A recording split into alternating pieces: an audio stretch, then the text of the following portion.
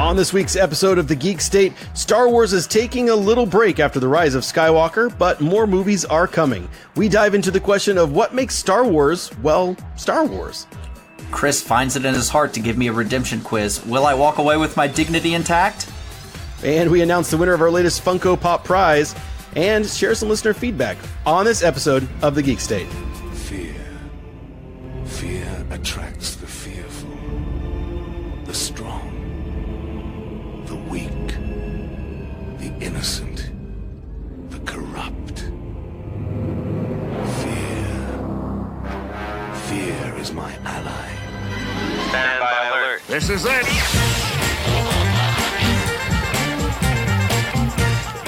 This podcast is not officially canon. This is The Geek State.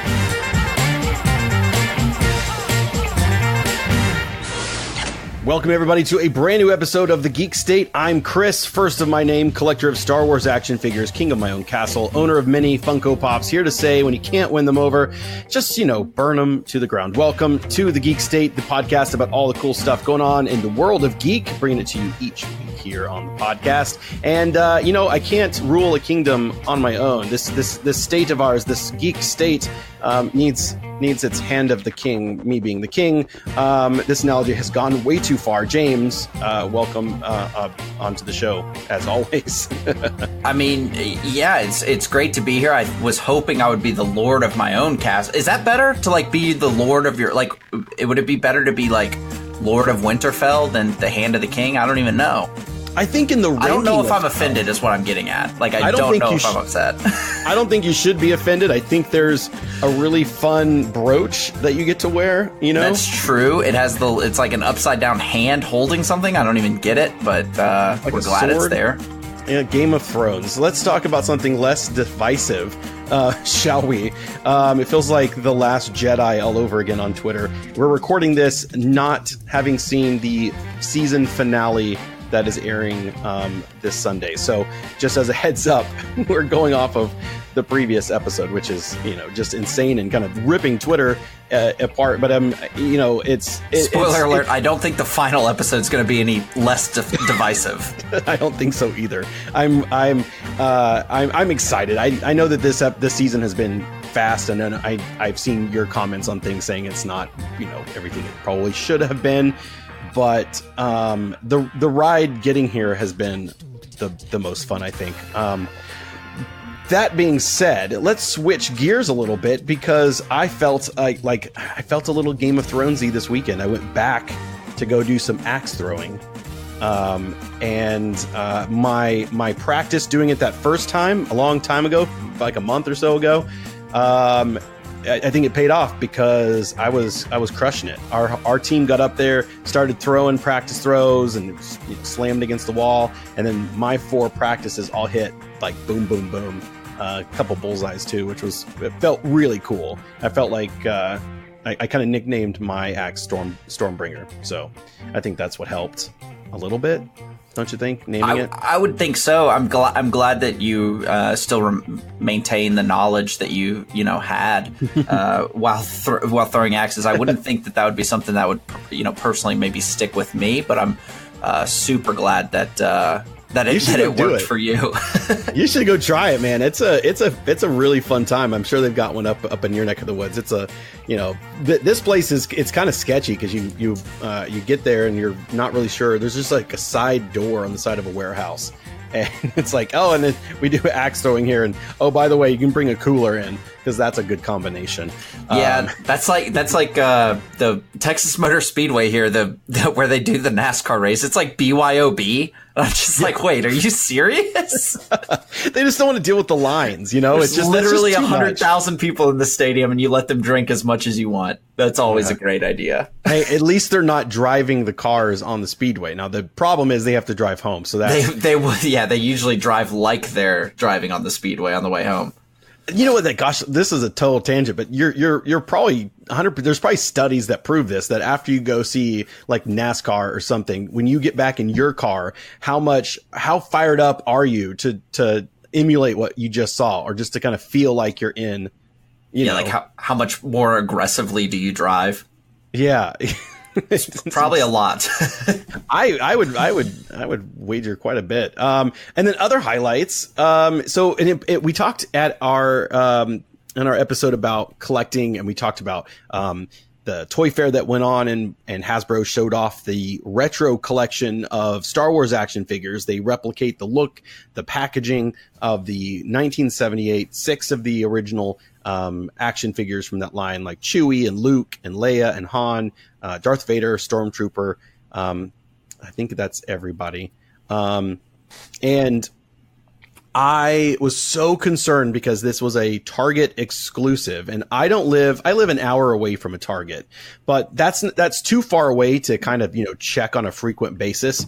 And this last weekend on Sunday, they were officially able to be put on shelves. That doesn't mean that they were going to be on shelves. It was just known that that's when they were going to be available to actually be scanned at a cash register and be approved for sale. So I got up at the early for a Sunday for me. It was like I got up at 7 to get down to the Target by the time it opens. Only person there, so I felt pretty good. I go in, nothing. There's nothing there. I checked the Target app. It says it's not even sold at this store. In fact, that all the Targets showed it as not available at that location. So I kind of felt really defeated. Well, later in the day, this is like noon, and found ourselves back at a different Target. And I'm looking around, kind of disappointed. And the toy guy, the guy running this department, his name's Alex. So if you're listening, Alex, from the San Antonio. Wasn't that the name of the Target kid who went viral? Is it? I don't remember. I don't remember. This dude knew something was up. He knew that I was looking for something. And he asked me what I was looking for, and I said, "Oh, I'm looking for the Star Wars Retro series."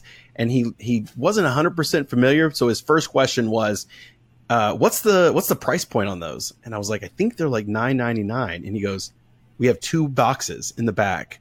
We haven't put them out yet." He goes to the back, and I'm thinking, what are the odds that this is actually the thing I'm talking about? Sure enough, comes up 2 unopened cases, minty fresh. And opened them up. We pulled them out. Got all 6. So I'm rescinding the bounty that I think I put on in that last episode that said if you find them, I will pay for them. You do not have to go hunting for me. But little tip: find Alex. Find the Alex at your store. Find Alex. Now, in the box, were they all equally proportioned, or were there some that people need to keep an eye out for? Did you notice? That's a great question. They did look like there were two of each in each box. So there was a total of 12 action figures in each box. I did not notice one being weighted more than others. There wasn't like 3 Darth Vaders and only 1 Princess Leia. It all seemed pretty even. And also another tip, I'm seeing reports that those action figures are being made available in different areas of Target. So don't just go to the toy section. Look for some end caps. They're doing some special stuff. So keep an eye out for that. I did not get the Grand Moff Tarkin. That is, you have to pay like 20 something bucks to buy a board game because he's a pack-in. That's right. I forgot about that.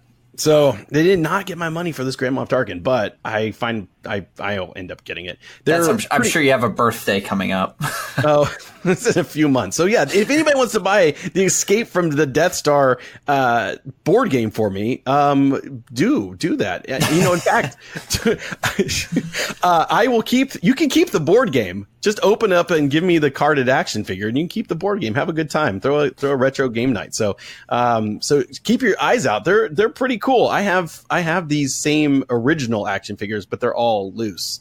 The originals from the 70s and 80s. I don't have them all, but I have the ones that I bought. And they look like exactly the same. Packaging has this kind of faux wear on them, which, right. Some people kind of like, I wish they didn't, but I think they look neat, and I need to find some cool, some way to display these because they look pretty awesome. You should take them out of the package. What? And Why? so that you can, display them. But I have the original.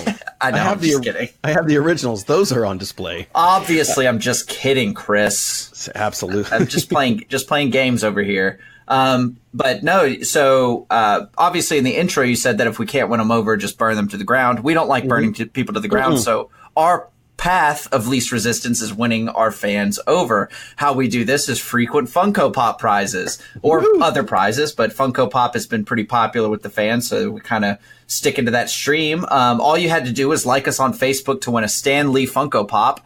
And we did draw a winner, and that winner is Connor Murray. So we will be getting that in the mail now that Chris has streamlined his mail process. So you can probably expect it in 2 to 3 months, which is half of the time.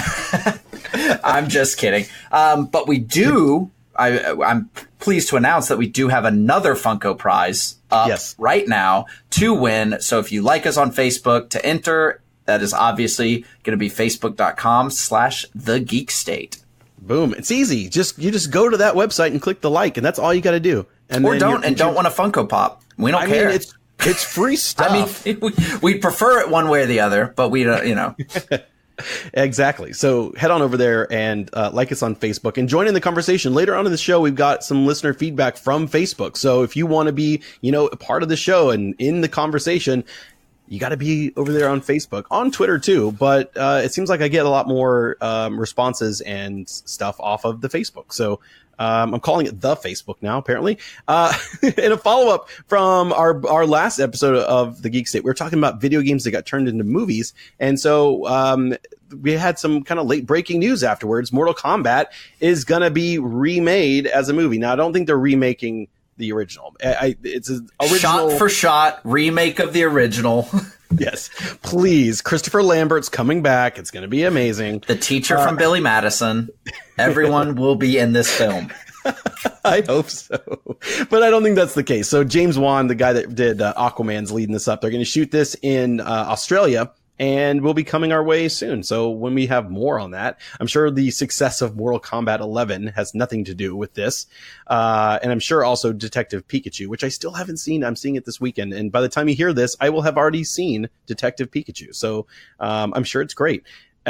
So just keep an eye out for Mortal Kombat. And even if you don't like us on Facebook, join us over on Twitter, on Instagram, get in on all the action, and hope you win some stuff. Take out the official scanning. This is a feature presentation. And now, on with the show. You are the chosen one!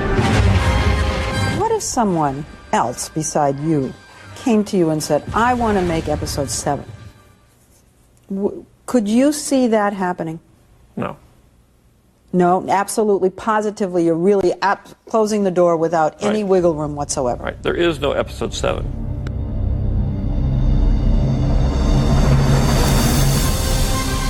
So a long time ago, in a galaxy very, very near, let's say 1975, George Lucas started working on a little film called Star Wars, The Adventures of Luke Starkiller. Anyways, it turned into be a really awesome movie. And this is not a plug, but there's a new podcast that's out called Blockbuster. It's not in the notes, James, but I would encourage you, after, of course, listening to this show, check out this podcast called Blockbuster, because it's this audio drama of the true story of George Lucas and Steven Spielberg during the time that George is making Star Wars.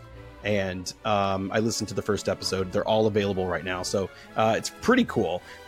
We've got so much Star Wars coming. Ever since Disney bought Lucasfilm, there has been more Star Wars in the last, 5 years, less than 5 years than we got in the last, we got episode 1, 2, and 3 for, that was all we got in the, early 2000s.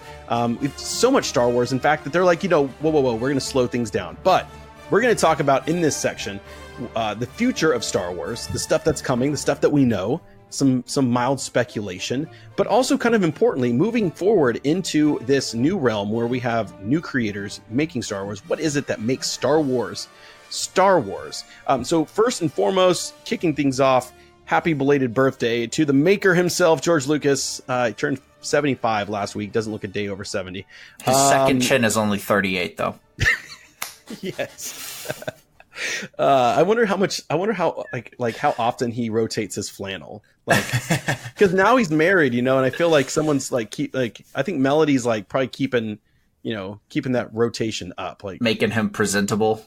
Yeah. Yeah. I feel like he's making the rounds. He's doing a lot of really good stuff. They're working on the George Lucas Museum of Narrative Art out on California. It was supposed to be in Chicago, but Chicago kind of screwed him all over.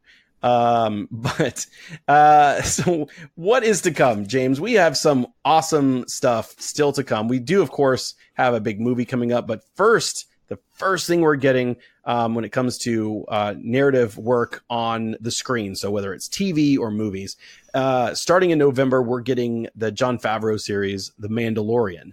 That starts, I think, on November 12th. That's when Disney Plus launches. It'll be one of the launch titles. This, to me, I am really excited. We haven't seen anything more than those, a few still images and the leaked YouTubed stuff from Star Wars Celebration. And I'm just kind of like, I need a trailer. Like, I need a proper. Yeah.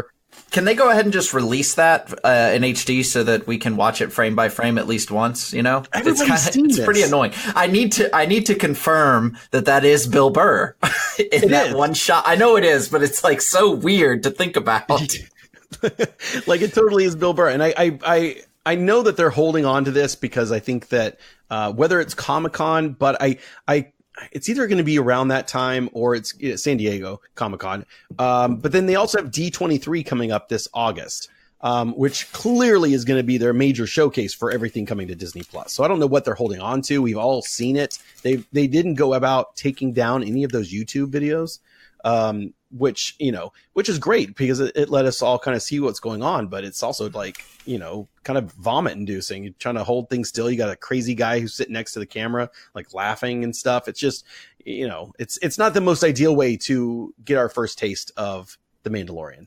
And then also we've got, shortly after the launch of Disney Plus, they haven't really said exactly, but Clone Wars is coming back for 12 episodes. There's going to be 4 episode arcs. Does that add up? Is that math? Yeah. So there's three arcs that will be about 4 episodes each. And so this will give us an official wrap up of the Clone Wars that we didn't quite get. And James, December 2019, we get the Rise of Skywalker, which, yeah, we do. I gotta be honest, I'm more excited about The Mandalorian than I am of this, but we'll see. At this point. Yeah. I'm a little, just because part of it's because I haven't seen anything, like we don't know anything really about it. So there's not much to get excited for other than, I guess, the conclusion of, this saga. But, it's going to come out and it's going to do really well in the box office. Something tells me it will make a profit, somehow. I think, so the Rise of Skywalker, while we've gotten an official teaser trailer and we had a whole panel and we got all this stuff, we know nothing about it. And then The Mandalorian, I feel like I know so much more about the world of The Mandalorian. Mm-hmm. And nothing official has really been like, no video that came out of StarWars.com officially. Everything is bootlegged stuff. Right. Like, I know the names of the ships. I know character names. I know, like, this, the kind of the state of the universe. I've seen that Apollo Creed is in it. Yeah. What else? I mean, yeah. What else is there to not like? It's got Dave Filoni helming this thing alongside Jon Favreau. Like, Jon Favreau kicked off the Marvel Cinematic Universe. Like, I think this thing's in good hands. And then later, we don't know when, but the news, the rumor mill, I guess, is saying that the Cassian Andor series, we don't have a title yet, will start filming this summer, I think. And then later in 2020, we'll get the Cassian Andor series. And Anthony, I'm going to say it's Tudyk. I can't think of his first name right now. Alan.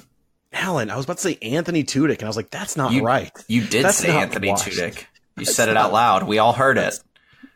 No, you didn't. I cut it out of the podcast. It's not there. No, I'm just kidding. That's too much work. It's way too much work. I can't, sidebar here, but, you follow some folks on Twitter, other podcasters, and they talk about how long they take to edit their podcast because they sit there edit out every ums and all the word fillers. And I'm like, that's exhausting. We just tried to do this is live to tape, James. Yeah, I could do that to someone else's. I could not do that to ours. I could not listen to my own voice. I don't know how the people out there do it. I don't know how people in my everyday interactions deal with my voice. If I don't mind it when it's coming out, but when I'm hearing it back, it is awful. It's not true. Which they do say that there's a reason behind that. I was reading online that your brain knows that you're speaking, so it lowers the tone of your voice, which is why you sound more high pitched when you hear yourself back. Okay. Well, yeah, because you're hearing your voice from inside your head. That's true. So it's just different. Whoa, man. It's science. No. So that is all. Like, so far, this is what we know is coming up for sure. We don't know much about the Cassian Andor series, but we can start kind of putting pieces together. He's a rebel. We know spy. when it takes place. Right.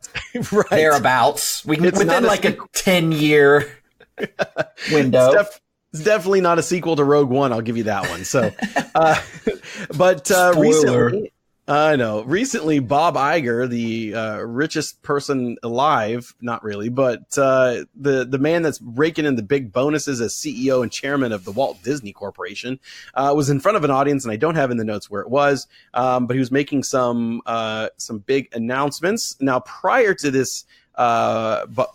to Bob Iger taking the stage, there was a press release sent out about Star Wars and actually the full Disney slate of films. And now some of it had some details, like we knew we were getting a Cruella de Vil movie that apparently everyone was asking for. Thank God. I know. I think Emma Stone is Cruella. All right, I'm on board now. Yeah, see, as long as it's not it's got to be different, and I like Emma Stone. I think that could be interesting.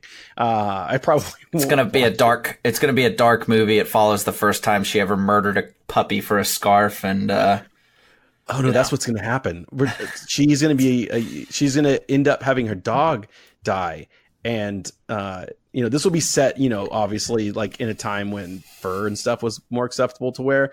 And then like someone's going to like make something out of that fur, and she's going to be first terrified and then she's going to love it. No. Yeah. Well, what's going to happen is she's going to fall into a deep state of depression, and she's going to use the skin of her animal to help get over the idea. And then, kind of go full on Joker, like go crazy about it. Like she gets it taxidermied maybe. It just sits in her corner. I think she just makes a scarf or something, or like a pillowcase, and she like sleeps with it every night. That whole thing is super disturbing, right? I mean, like the premise and the idea that let's make it again for children now, like that to me is just ridiculous. But that's not Star Wars. Star Wars is amazing. It should just be called DeVille. I think it's called Cruella. And it took, you know what? I got to be honest. Now that we're still talking about the Cruella de Vil movie, it took me until I was a young adult, like 18 or 19, to go, oh, her name is Cruel Devil. Like, well, some of us are a little slow on the pickups. I guess I was like, no, her name's Cruella de Vil. Like she's a sophisticated. She's got that sophisticated name. She just likes killing puppies. But anyways, Star Wars is more. There's more of them coming. Disney announced that they're going to take a little break from Star Wars, and then Star Wars will return in December of 2022, with the next one coming 2024, and then 2026, when I will be an old man. Which is depressing. I remember when these first movies were announced, and I was like, man, when episode 9 comes out, I'm going to be so old. I'll be almost 40. And now I'm like, no. And now I'm looking at this going, I will be in my 40s when these are done. It's so we knew these movies were coming. Just for fun, if you wanted to know what Disney had up their sleeves for those years between the movies, have no fear, because Disney told us it's going to be Avatar. So it's either going to be a Star Wars Christmas or an Avatar Christmas from this point into the near future, unless the first Avatar bombs and Disney scrambles to figure out what to do. Probably a sequel to Cruella de Vil. So we've known, James, that Benioff and Weiss from Game of Thrones, the showrunners for that. And Rian Johnson had announced from Lucasfilm that they were both making a series of films. And so when they first announced these dates, Disney PR did not reply to folks like Clayton Sandell from ABC and some other folks. They wouldn't say who was doing this first series. Now, we did get this answer from Bob Iger. It is the Benioff and Weiss trilogy. But see, here's the thing. I know if you backtrack and go through some of these old PR statements, Rian Johnson was announced that he was working on a series of films or a trilogy of films right before The Last Jedi came out. Of course, The Last Jedi comes out. Some fans are very divided on this. And there was rumors like, well, I bet he gets canceled. They're not going to do it. Kathy Kennedy has recently, as a few months ago, said that Ryan's thing and talked about Benioff and Weiss and all that. But what if they're the same thing? What if you got the showrunners, Benioff and Weiss, and they're like the executive producers? They're working on the whole thing. And then you got Rian Johnson, who's working in, as a director or as another type of producer. These could very well be the same thing. Because I know a lot of people on Twitter are saying like, oh, see, told you, Benioff and Weiss are doing this thing. And of course, now after some Game of Thrones stuff, they're like, fired Benioff and Weiss.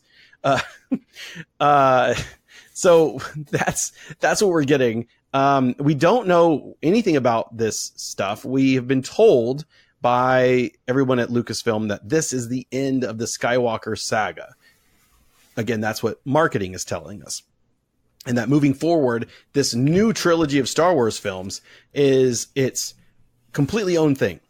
Because if this is the end of the Skywalker saga, then that's it. There should no more Skywalkers, no more Chosen One stuff, any of that.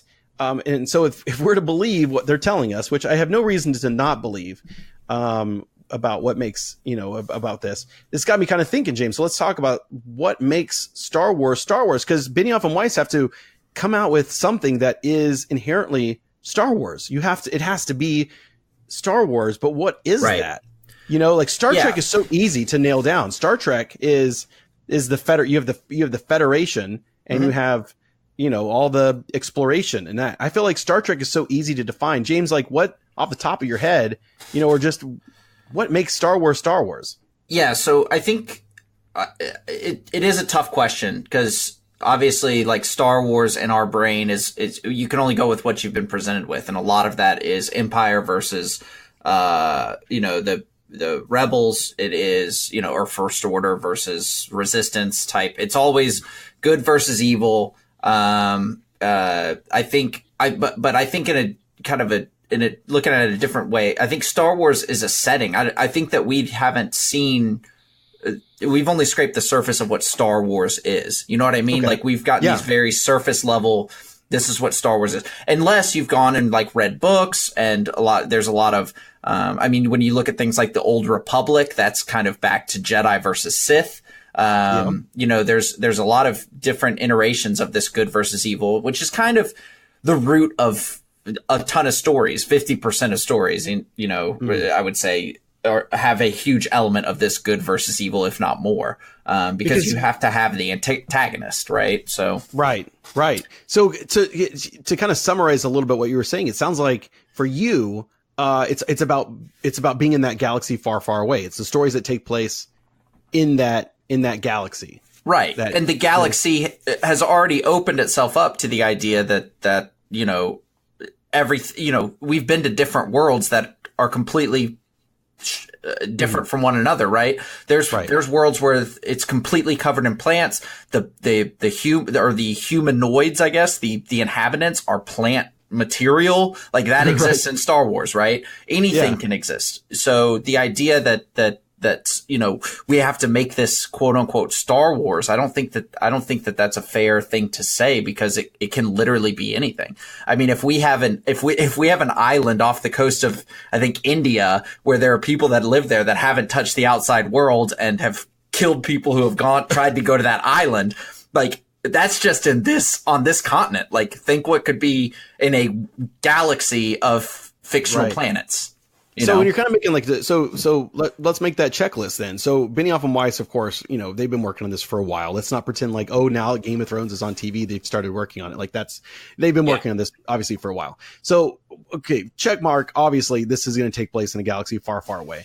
I think to me, Jedi don't necessarily have to be a component of Star Wars, but I do think that something like that. I think that the Force and the people who are able to, because I feel like Star Wars needs to have its roots in mythology, and mythology has a little bit of, there's a little bit of spirituality. And I think, that's at the core of what George was trying to bring into the original Star Wars, was bringing this, the old-fashioned way of telling myths in a way that young people of that era in the 70s and then later in the the late 90s and 2000s, bringing that into a way that can be important and relevant to their lives. I also think that the lived-in universe is aesthetically what makes Star Wars so very Star Wars. And I think that is not all, but I think in the Phantom Menace, I think there are some people who didn't feel Star Wars from some of the settings. Now, obviously, Tatooine is very worn, but stuff like Naboo and those Naboo fighters, which I love, are very clean and sleek, and when you go to Coruscant, it's very clean. Of course, they have the underbelly and the grit and stuff on the lower levels, but we don't see that. And I think that's subconsciously. I think there's an argument to be made too that Star Wars when you see it, right? Yes, I think it's a feeling. Star Wars is a feeling that I get. Absolutely. Now, what do you think? Okay, so just we're pure speculation here at this point. So we got the Game of Thrones folks, and they're going to put together a Star Wars movie. Right. Do we think that we're going forward or backwards in time? That's so hard to say. I think backwards would make more sense to me. Right. I think that there's more people who there's more material for them to kind of go off of a little bit. Kind of, a painting has already been drawn of what the past looks like, at least for me, and in the expanded universe that I've taken in, whether it be Knights of the Old Republic or there's been some, I can't remember I'm drawing a blank on what the series name, the comic series name is that I read. There was the Tales of the Jedi, which was an old Dark Horse that had, that was, Darth, I want to say it was Darth Bane, but I can't remember the one I'm picturing in my head. I have a number of trades of it, but I can't remember the name of the book, but they just have a ton of, it's like the first Jedi kind of stuff. Oh, I don't think that's Dawn of the Jedi. Dawn of the Jedi. There it is. Yes. So, and it's all spelt like Jedi was spelt different. Yes. And, yeah. It's JEDHI or something like that. I could really enjoy that. I would think going backwards so far.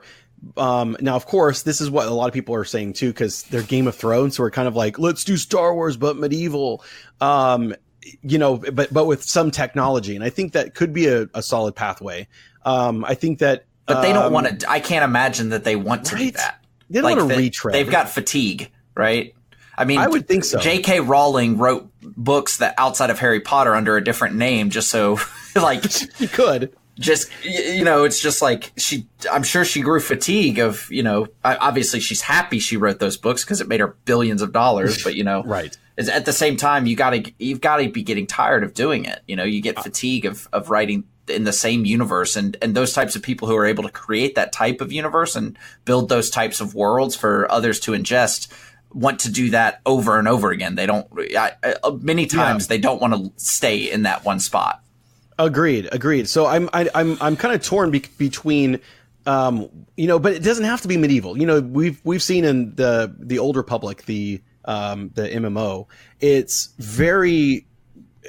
old but it's new, and like droids look different, and weapons look a little different, and all that. But I think going back in a time when maybe it's a little bit of fan service, but when you go back into a time when the Sith, before the rule of two, before you only could have two bad guys roaming out there. Because I remember when the internet just exploded when that first trailer for the Old Republic came out, and you saw like the sacking of Coruscant with that shuttle crashing into the temple.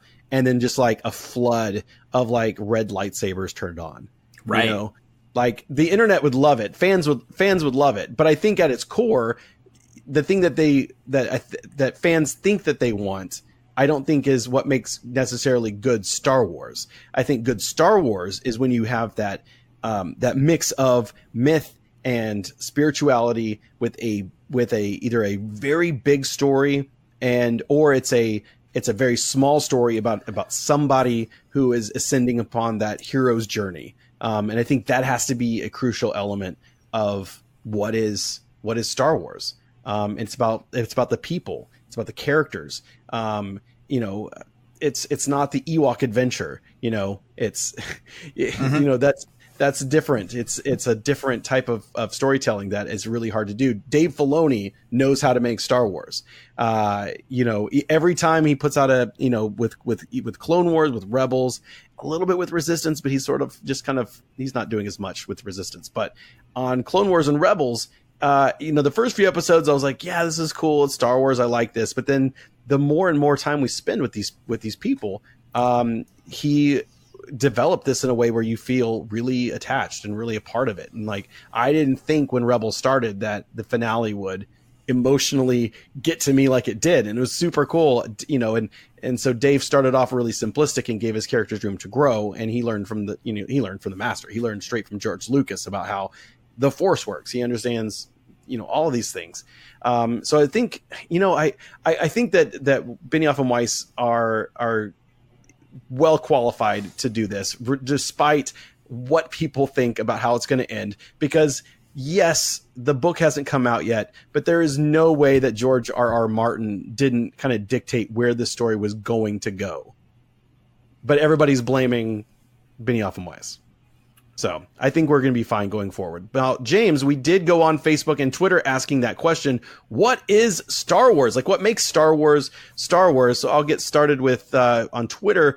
Bryson said, jokingly, but also not, it's the sound effects. And I think that's a really important thing. George always was saying that sound is like 50% of the movie. And he gave Ben Burt, the sound design editor for the original films, so much creative leeway. Because I feel like if you were to replace the sound effects from Star Wars with generic off-the-shelf sci-fi sound effects, it's gone. It's not nearly the same thing, right?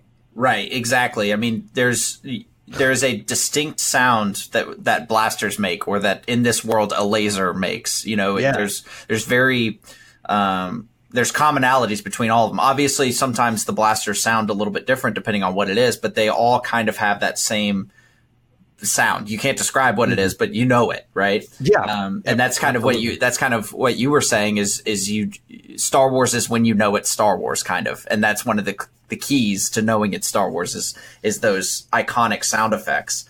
Kind of a magic recipe. It's like you can't describe it, but right. You know what it is. You know what it is when it is and when it's not. It's crazy. Exactly. And kind of going off of that same thing, James on Facebook said bold yellow text and John Williams' music, which we obviously won't have John Williams as well. We can have John Williams' music forever, but we won't have new music from John Williams forever. But I think he's inspired enough people to where we're going to be able to get music of a similar tone for the entirety of Star Wars. If you just look at like Solo, you've got John Powell's soundtrack, and it's very John Williams-esque, and same goes with Rogue One. So I guess they both do qualify under James's criteria, because Rogue One has yellow text at the beginning, and it definitely has big yellow text at the beginning of Solo. Mm-hmm. But I don't think that's what he means. I think he means the big Star Wars, but we'll have to ask him later. Richard on Facebook said, music, fantasy, everyone has someone that they can relate to, wish they were. Timeless movies that hold up the test of time, and you can escape for a couple of hours whenever you want. I 100% agree with Richard on this. I think that Star Wars allows it's that escapism, and it's also it's a film series that you can watch, not take seriously, or you can really dive in and dissect. There's a lot more under the surface if you want to explore it, and I think that's crucial to the success of Star Wars too. Rich number two, he said that one that I actually agree with and was thinking about when we were going over some other ones, but the Force, and then this is the one I was thinking of too, is and friends. It's usually, it's never one person kind of going off on their own. It's almost always, almost always got a companion. It's almost, even when Rey went to find Luke, BB-8 and Chewie went with her, right? So it's kind of always, you've always got somebody. I think the idea of, kind of one of the themes is there's always someone there to, back you up, kind of thing. Yeah. That it's important to find the people to go with you on this journey and to trust people, because that's the light side of the Force. The dark side is don't trust. And I think it's a kind of subtle thing. Also, I think Rich is also coming with this kind of real world thing that I think Star Wars brings people together and creates friendships, and that's so true here on this own podcast right now. I hate Star Wars people. I hate them all. Whatever. That's how we became friends. Oh, yeah. I forgot. I meant to tell you I hate you. Oh, thanks. This is our last podcast ever. 11 years now, and I hate you. See you later. Paige on Facebook also chimed in with a nice little story. She said it's a unique place in pop culture history. It's pure entertainment that can be passed on from older generations to new. She says, after my nephew was born in 1992, I watched the originals with him as soon as he was old enough to appreciate them. Now that he's an adult, we have a tradition that when one of us travels to the other, no matter where we are in the world, to watch it on the premiere weekend, it's an absolute family tradition. And I think that's also true, because I can't think of how many other franchises like this have such a connection generationally. Everybody can appreciate, everybody can enjoy. A lot of families do this. And I think now that it's a Christmas movie, that solidifies it even more. I don't think Avatar will be the same thing, but come on, James Cameron, prove me wrong. Yeah, and that's kind of a thing too, is I hope it doesn't kind of, I know that this is a thing with my family kind of all being Star Wars fans, because we used to watch it during the holidays when it would come on TBS or whatever channel it would come on, and they would play all three of them in a row, right? Yeah, and like we would always watch them together, and it's kind of, I hope that doesn't go away, being that I think that that's how I was introduced to it, and I think that that's how a lot of people were introduced to it, or made it easy to introduce it to someone, was that it was already on, right? So I think that's I think a lot of people can relate to that one. And and just on that note, when fans are hoping that we get this, the Knights of the Old Republic, and they want this kind of Star Wars movie, I can already expect there to be some blowback because they're not going to make a gritty, super dark main trilogy of films that's not going to appeal to everybody, and that's not going to be what they want. Oh, we wanted Old Republic, but they wimped it up. Well, that's the key thing, is that they're never going to be able to please everybody. But I think on the same token, I think that they can. I really do. I think that there's. Oh no, I agree with you. I think they can totally do something that appeals to everybody. But I think that there's, there's always people who are going to be upset. But we're talking about bonding. We're talking about the generational thing, right? I'm getting off track. Yeah. I'm just like, I'm so exhausted of entitlement and ownership of things. We are allowed to, we're allowed to discuss, we're allowed to have discord and talk. And that's what's great about Star Wars. But it's also just like, sometimes it's exhausting. Like if you don't like it, that's fine. But we choose on this show to mostly spend time talking about the things that we do like. And one of those is Star Wars. Melanie on Facebook says, kind of agrees with Paige. It's the bonding. They literally just had baby number 3. And while she took a nap, her husband watched Star Wars with their new little one. I think that's super cool. I mean, granted, you probably won't remember it. But I think that's a part of it. I think Star Wars is about family. It's about family dynamics, and it's fun when it plays out in real life too. Yeah. Jason McLean, I believe, said, copying heavily the tropes of humor of adventure serials while overlaying them on good samurai drama. Which obviously, as a lot of people know, the original trilogy, or especially A New Hope, was heavily influenced by samurai drama. I don't remember the name of the samurai drama. It's Akira Kurosawa's The Hidden Fortress. There it is. That's the one. But there's also other, there's elements from Seven Samurai and others, from that kind of thing. I agree with Jason on that one. And then our last one from Facebook, there was. I bet when I go back to check on Facebook, there's some more. So if I left yours out, I'm sorry. It just didn't make it in time for the recording. But Suzanne Shockley said, to the point, they're fighting a war in space, and I think you can't get much more specific than that. And I think for sure, fair enough. I mean, it's Star Wars, so there's got to be a war in space. So So that's kind of the question of the week. What is Star Wars? What to you makes Star Wars? Star Wars. How do you define that indefinable? We'd love to hear about it on Facebook, on Twitter. So on Facebook, we're facebook.com/thegeekstate. Like us there. You get entered for a Funko Pop just by doing that. Go to Twitter. We're at twitter.com or just at the Geek State Pod. And then on Instagram, we're at the Geek State Podcast. We wanted to make it very confusing so that all of our handles are different across all platforms. So enjoy. And always up to talk Star Wars. So if you've got some kind of hot take on Star Wars or an idea, or how does Palpatine come back in the Rise of Skywalker, I'd love to engage and talk on Twitter or on Facebook. So hit us up.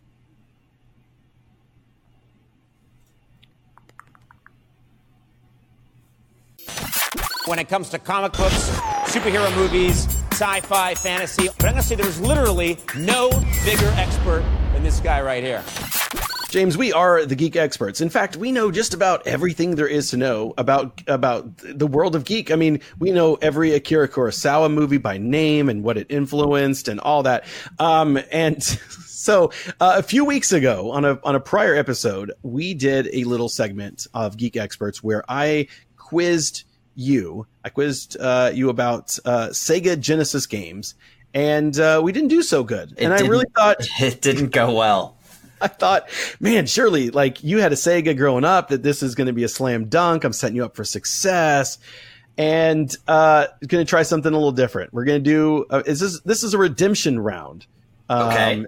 Same idea. I'm going to present to you. I've got a list of the best-selling Nintendo 64 games. Now, I know that you have them all. I do. Literally all. It's probably sitting right I have number 1 through 296, and then some. Absolutely. Got to get those Japanese exclusives, Chris. Slowly but surely, I'm sure you will get them. So I've got this list, and it's of course it's quite exhaustive. There's every video game listed on here. Actually, it only goes up to 45. But we're going to focus on.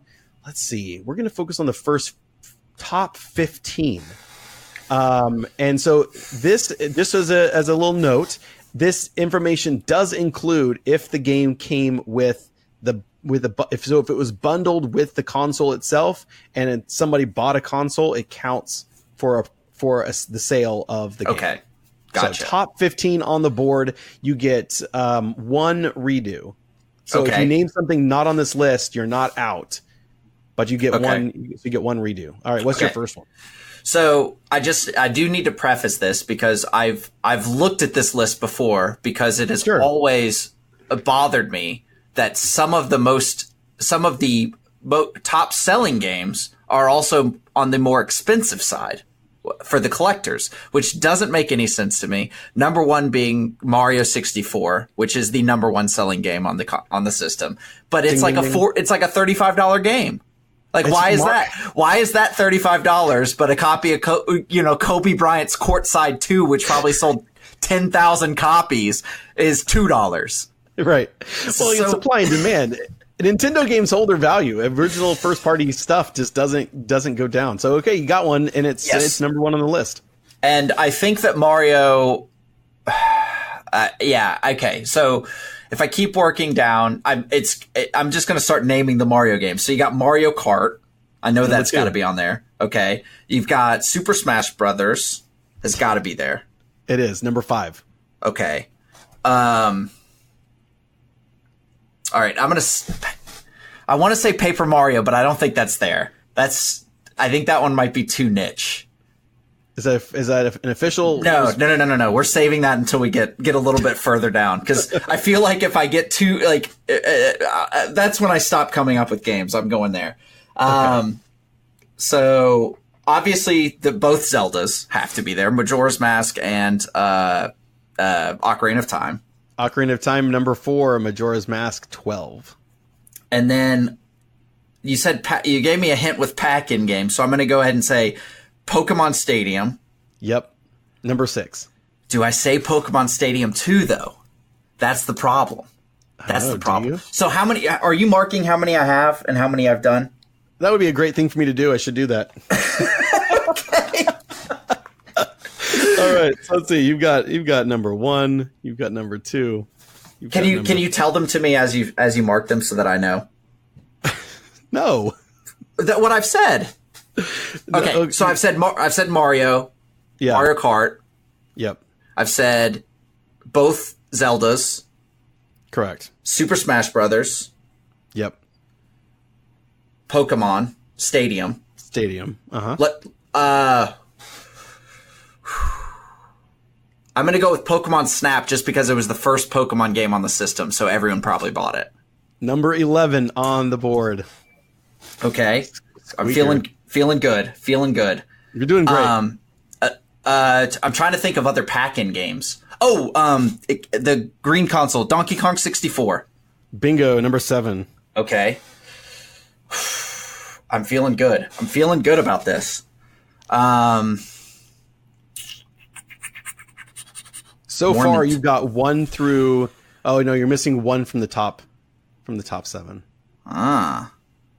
You're missing number 3. What other Nintendo games? Oh, Star Fox. What about Star Fox? Star Fox coming in at number 9. Okay, feeling good.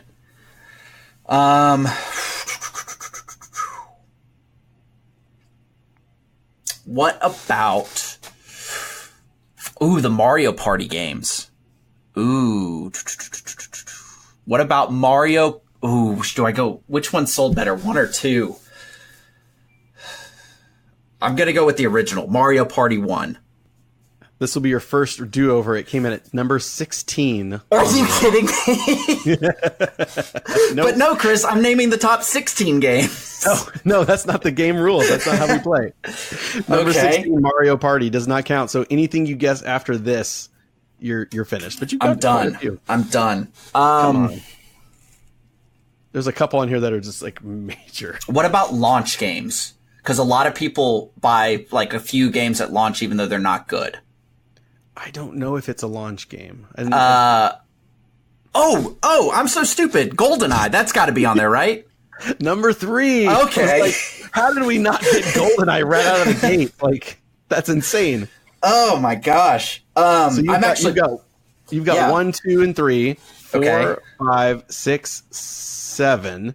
Okay. You have number 9. You have a number 11. You have 12, and that's it. So there's still some on the board. Yeah. Oh, I'm trying to think of the other pack-in games. Was Star Wars Racer was a pack-in game, but did it sell enough? It had to have. I'm gonna go with Episode 1 Racer. Is that on the list? That came out April 30th, 1999. It sold 3,100,000 copies, coming in at number 13 on the list.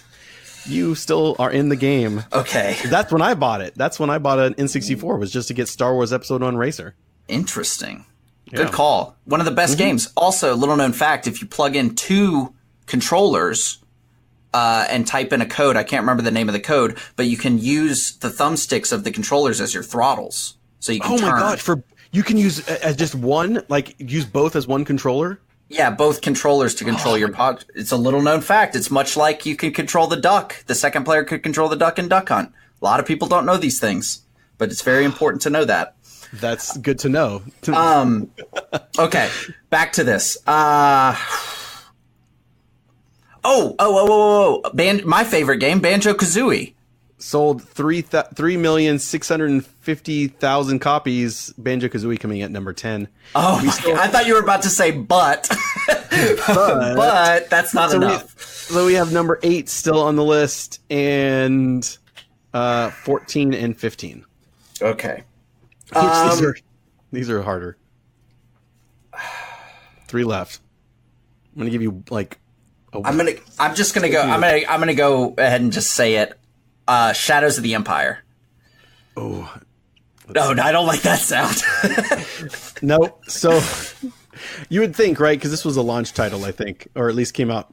Yeah, I know it came out pretty early, and I know all my friends had it, but apparently not everyone. No, December 3rd, 1996, it sold 2,600,000. Still a lot of games, but it came in at number 17. So that officially ends, but you did amazing. I did much better on that one. So much better. Working our way up from the bottom, number 15, Yoshi's Story sold 2,850,000. Yeah, but that game sucks, so. Wave Race 64 sold 2,940,000. There's a launch title I probably should have said. And then you did not get number 8, which was Diddy Kong Racing. Oh. 4,888,000 copies. That's kind of interesting. That's a lot of Rare titles. So it's pretty much just Nintendo and Rare. Yeah, when you look at this board, with the exception of LucasArts, it's Nintendo, Rare, and for Super Smash Brothers, it's HAL Laboratory, where the developers on that one. But everything else is Nintendo and Rare. They were owning it. I almost said Jet Force Gemini, but I feel like that would be further down the list as well. But that's another Rare game. Anywho, I feel much better about that one. Jet Force Gemini coming in at 40. Sold only a little over 1 million copies. Great game. The controls suck. Let's look around the region and take our pick of the week. Shut up and take my money. All right, it's time for our pick of the week. James, your show notes are empty. So they are. I didn't type it in, but I do have something awesome that I've decided to pick just for you, Chris. This will be a surprise for me. I love surprises. Yeah. Unfortunately, it's kind of the in the similar vein as yours. It's something you can find on Netflix. This wasn't originally Netflix, but they bought the rights to it and are doing the second season of it. But I'm just now getting around to watching the first season, and that is You on Netflix. I don't know if you've heard of this or seen this. I have. It's slightly disturbing. It's almost like a early 20s version, like early age-wise, early 20s version of Dexter in a way, just where you're following somebody who is a stalker. He meets this girl at his bookstore, starts stalking her. They become boyfriend-girlfriend. He does a lot of nefarious things to make her like him and get any distractions out of the way for her type of stuff, which, without spoiling too much, he does some things that are criminal, but you are constantly hearing his internal monologue, and it's just very good. I've enjoyed watching it. It's and I'm kind of excited to see the second season. The only reason I found out about this is because I was listening to a podcast, and it's two people that I really enjoy. They're both comedians who do the podcast. And they had the creators of it on, and I was like, this is so weird, but they were talking about how much they love it. I immediately stopped it because they were like, we're going to spoil stuff. So I stopped it, and then I've started to watch it, and I'm pretty excited to go back and listen to it. But if the two people who suggested it, because it's so out of their realm of what suggestions I would be getting from them, I knew that it had to be good, and I've been thoroughly impressed. Apparently it was a Lifetime show. That's what I was about to say. Like, originally, like, this is a life. I didn't want to like throw you under the bus by like. Oh, it's fine. I'm cool with it. I watch Vanderpump and like all the Bravo shows. In fact, we got to wrap this up because Southern Charm is about to come on. Oh crap! We've got pretty important. We got to wrap this thing up. We got some important appointment television to make. Well, that's right. I'll make my pick really quick. It's also Netflix. This is, sometimes I go to Netflix and actually most of the time I go there knowing what I want. Rarely do I scroll and just discover something. It's always, I've heard about something, I'm going to go check it out. This was something I was just literally scrolling through my, Netflix, and this came up and the trailer started playing and I was like, this is interesting. And I played it and I watched the whole thing. It's a documentary called Perfect Bid, the contestant that knew too much. And it's about this guy. It's based around The Price is Right. And it's this guy who, growing up, him and his friends and his family, they were obsessed with watching The Price is Right. And he started kind of this realization that they would repeat prizes, and the prices would always be the same when they would repeat the same, like, say, refrigerator or couch or whatever. So he started creating this giant database of all the prizes, how much they cost. And then, like, with cars, he would keep it updated with, like, if this car has AC, it's this. If it has an AM FM stereo or whatever, it's this price. So and then he created his own games on the PC to test himself. And so when he became an adult, he started going to the show, trying to get actually on the show. And he's been in the audience like 20 something times, only ever made it onto the stage once. But when he's in the audience, he's like yelling out the correct answers to all these prizes. To the cent. To the dollar. To the exact dollar. And sometimes the contestants listen to him and sometimes they don't. And eventually Bob Barker recognizes what's going on, of course, with producers helping. And there's this whole interchange with him and Bob Barker throughout one episode.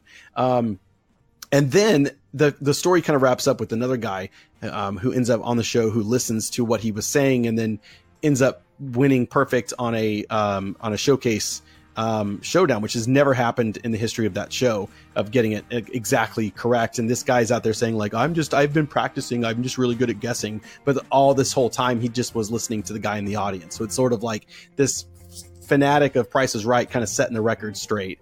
It's a really interesting look. There's lots of great behind the scenes stuff from The Price is Right. And I always, watched it when I was homesick, from school. So a lot of nostalgia there. It's a good watch. I definitely recommend it. And also, I recommend you going over to our Facebook page and liking us there, because you can win a free Funko Pop. It's pretty simple. Just go to facebook.com/The Geek State. Join us on Twitter. We're at The Geek State Pod. And of course, we're also on Instagram, where we post stuff. Sometimes post stuff on the story. I posted when I found all those cool retro Star Wars action figures at Target. I was super excited. I was a happy boy. So join us over on social media. Thank you guys so much from everyone here at the Geek State. Stay excellent to each other, and we'll see you next time.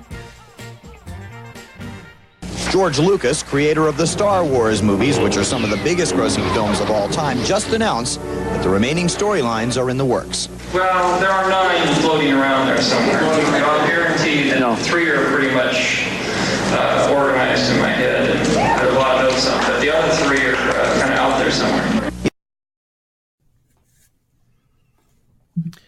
Make sure when we stop recording, you don't close out of your browser, because it has to upload. No, man, I'm closing out immediately. I'm making sure we go back to just your audio. It's like to make the perfect podcast. Do I just like substitute in like the Charlie Brown adult noises? Yeah, anytime you have a break, it's just like wah, wah, wah, and you're like, yeah. Yeah, that's exactly right.